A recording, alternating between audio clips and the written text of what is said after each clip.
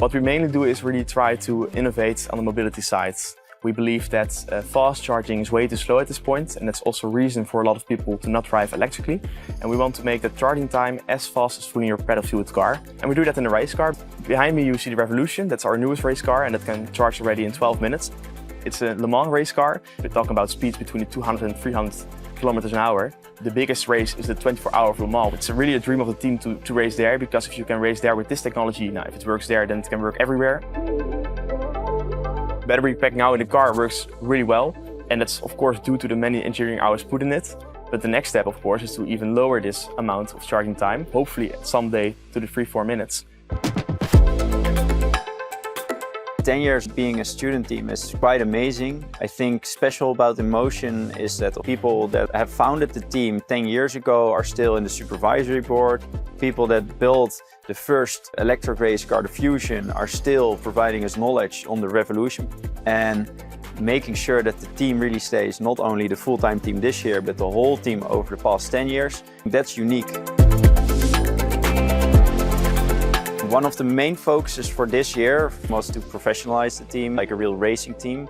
And I think if you look at Siemens, they are a key partner in that sense, because they provide all the software that we actually use and work in as students to build the car, engineer the car, to test a variety of systems that we design and thereafter actually build. It's necessary to work with really, really good software, and Siemens can provide that, as it is also providing this to, for example, the Formula 1. So we're working with the software that is really making us able to push to the limit. When you want to design something, you cannot come up with the product and then start testing it. You want to have a solid base to work on.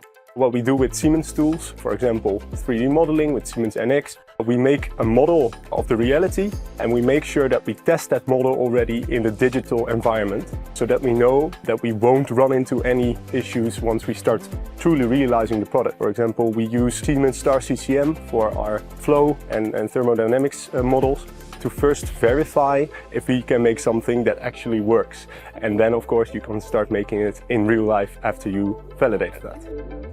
We work together in Teamcenter as one big group, committing to the same design. It's important that we can delegate different tasks to different engineers and also maintain a big assembly. And Teamcenter enables us to work on the same project without overwriting each other's work. The digital twin was something that not all engineers saw the benefit of at the beginning, but at the end you want some structure in the team and you also want to have a representation of the reality without having to touch the physical product. For most engineers it was a true eye-opener that you can also represent this in a virtual world. We did a whole strength analysis within NX and SimCenter to design the tubular frame to be strong enough. In NX you can immediately go to SimCenter and apply loads and constraints to it to see if the frame would be strong enough and where to apply certain reinforcements, or where we could actually lose some material to really get a strong, good design.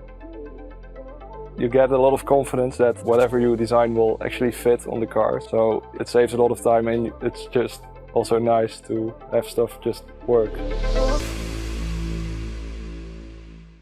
Cards. Driven by digitalization.